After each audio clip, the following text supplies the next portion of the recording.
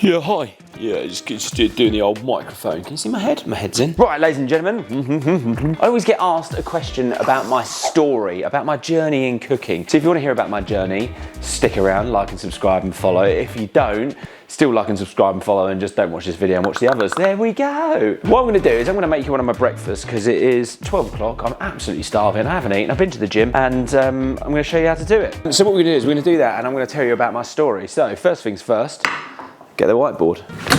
Oh, she's lost a screw. She's a bit wobbly. Oh, big nib. Sick. Right, journey. Oh, hang about. What we're gonna do, the meal is obviously gonna be a delicious meal. We're gonna do a breakfast style. So we're gonna do scrambled eggs. Now I know that may sound simple, but there's a couple of lessons in that we're gonna do. Potatoes, you know, one of the most wasted ingredients in the kitchen. I've parboiled these from a previous journey and they need using up, so use up. I've got some spinach, I've got some bread. Doesn't take much talking about, but we'll talk about wonderful, delicious flavors while we're talking about other things.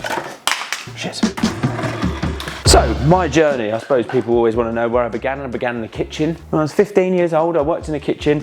I was doing pot wash, and the story goes, the person who was doing the starter section slipped, hurt their back on some wet floor that I'd probably made because I was doing pot wash, and I was up. So I started doing salads and the cold starters, and then just really enjoyed myself and got involved. So I did weekend work there for quite a while, and then ended up just working, full on weekends, helping out with the mains. It was a good time, I learned a lot, and then I left. I think my mum actually sent me the letter the other day. The reason I left was because because I ate something on shift and they said that I'd ruined their GP or something, where all I'd had was a piece of chicken, and I did write it in the eaten box. So that was my first one, learned a lot. Then I went and worked for a catering company. It was doing weddings, private dinners, all of that kind of stuff. Just helped out, just like a general dog's body. It was kind of like contract catering. So I'm just busting these potatoes open so they get like nice and crispy and gnarly, yeah. So I did, oh God, they're really rank. So yeah, I did maybe a year and a bit there, and then I went away and found myself in a foreign country where I also did a little bit of pot wash. As you can tell, my pot wash career was phenomenal. My CV was through the roof. Right, just put those on. Low heat, a little bit of lube. Off you go. So then when I came back from Australia, I did a little bit of other bits and pieces, you know, I won't tell you about that. I went and did a 4-week intense cooking course down in Ashburton where they teach you how to cook, but not like how they would at a cookery, like full-on cookery school. So if you went to like Westminster and you did 3 years, you would probably spend a bit of time going through the different cuts and you would practice those and you'd have education. Here they just went, right, dice and onion, this is how you do it, done, move on. It was more about understanding how to prep for the day, so for the week, so thinking about mise en place for like making a stock, you know, maybe you'd make a ham stock that would turn into a ham and pea soup, but then you've got the shredded ham that you could use for croquettes. That kind of thing, right? Then after that, I started working in a restaurant called Andrew Edmonds in Soho. It was absolutely amazing. I did about 3 to 4 years, I think, there. Learned lots of stuff. My favourite chef, Bob, who was the head chef. I was kind of like, I don't even know what the role was, a commie/junior sous. You kind of worked on the cold section, you was doing the sides, and then you was just getting involved in everything during prep, and it was absolutely amazing. I learned a lot from there. And then from there, I went to this place called Floridita, which was absolutely horrendous. We did about 300 covers a night. I lasted about 4 months. I hated it. Everyone was shouting, and it was grim. I then went to a place called the Tufnell Park Tavern up in North London, and kind of came in as like a sous chef, kind of head chefy kind of role, where we all kind of like mucked in, did the ordering, ran the restaurant when the head chef wasn't there, the real head chef, who was never really there. I had a great time, but at the same time I was there, I was doing a degree in photography.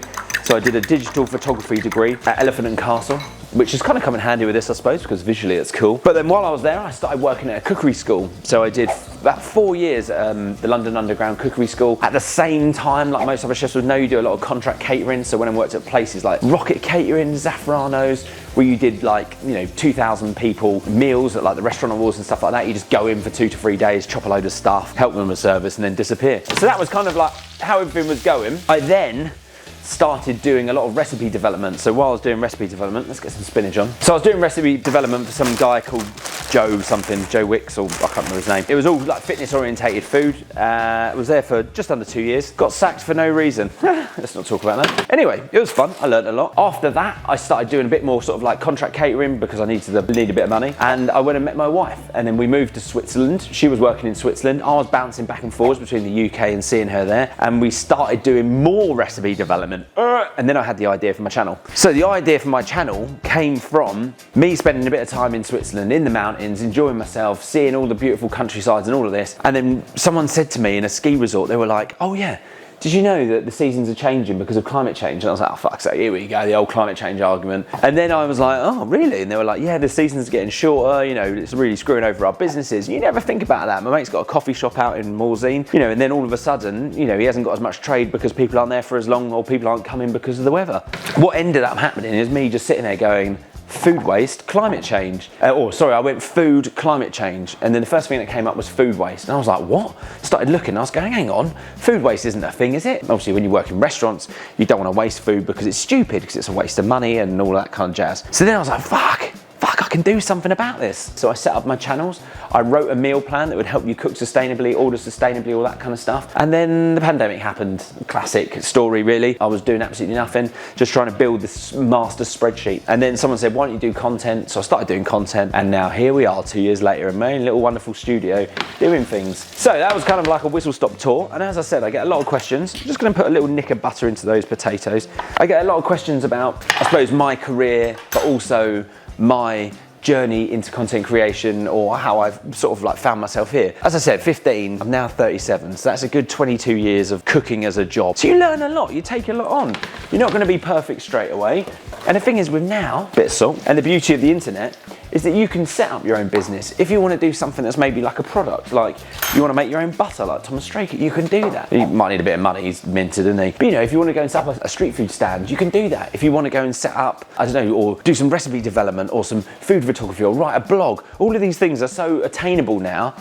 It's fucking, just go and do it. So that's basically my journey. It was a fun one. It was a good one. A lot of people say, are you a professionally trained chef? I'm like, what does that even entail? Like, I can stay there. You know, have I worked in restaurants? Yes. Have I done like Michelin star restaurants? No.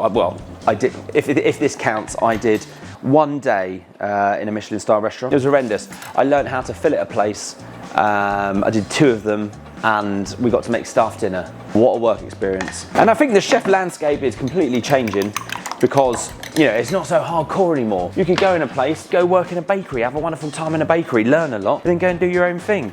So, enough of me yapping. Let's talk about the food. I'm not going to do my scrambled eggs yet because they don't take long. Let's get a little bit of oil in there. This camera oh great, this camera can't even see that pan. Here we go, here we go. Little bit of oil, little bit of butter, sweat this down. So you know, even if you're making something very, very simple, like scrambled eggs, spinach, some sauteed potatoes and a bit of sourdough, you can still think about it, think about the flavours, think about what you're doing, and make something absolutely delicious. Spinach, that is it. Look, I'm gonna take it to this stage. It's not fully wilted yet. There's still a little bit of bite in that. Lovely. Right, so for the old scrambled eggs, nugget more butter in there. I've got 3 eggs here. I've given them a mix. I haven't given them a whisk. If you give them a whisk and get loads of air in them, you're gonna end up with a fluffy scrambled eggs. So it's all about controlling the heat. On, off, on, off. Right, spuds are good, all good, everyone's good, everyone happy? Everyone happy? What are you doing? Eggs go in, no salt at the minute, I haven't seasoned them. Then all you wanna do, give it a little ripple, yeah? Mixy mix, the scrambledness is the bit catching on the bottom. On, off the heat. So look, it's going quite quickly. Take it off. You can take things off the heat. The pan's still gonna be hot. This is the thing about residual cooking temperatures. Right, so when it gets to like this stage, you see that? Give them a little season of salt. That residual heat of the pan is gonna cook that. It's kind of sloppy, but it's not sloppy. If you were to put that back on the heat, it would clump together, and that's not what we want. So, leave that to the side. Your spuds are here. I always think it's brilliant to have things like that. I only put a little bit of salt in there. This is the Cornish sea salt garlic salt. So a little bit of that absolutely elevates the funk out of things. This one here is their everyday bagel seasoning, which is just absolutely brilliant. Again, this is about making sure things are all going to be served hot. It's all about timing. So this scrambled egg will chill like that, happy, just off the heat. The sourdough is absolutely raw. Spinach, have a little taste. I think spinach doesn't need anything but butter and oil. I'm just going to serve it on here. And then look, your scrambled eggs, load that up on top. Creamy, not rubbery, not sloppy. Oh, fuck it. I don't like it when they're like bogeys. And come on top with a little bit of this. And this is the thing, when you do a simple breakfast like this, but you think about every single component, then things are working well. Have you tasted the potatoes, Mark? No. Wonderful. Honestly, one of my favourite, most simple breakfasts you could ever have. Little things like the Cornish sea salt garlic. This one, the bagel topper, must say, is absolutely delicious. There you go. It's not rocket science. If you do taste your food. I honestly, The one thing I learned about food is just make stuff that you enjoy. Don't be pretentious. If you go and work in the kitchen, ask a lot of questions, absorb things, and do things how you want to do them. Peace, my lovers. Enjoy your life. Don't forget to like and subscribe. Never done that before. It's kind of cool. Yeah.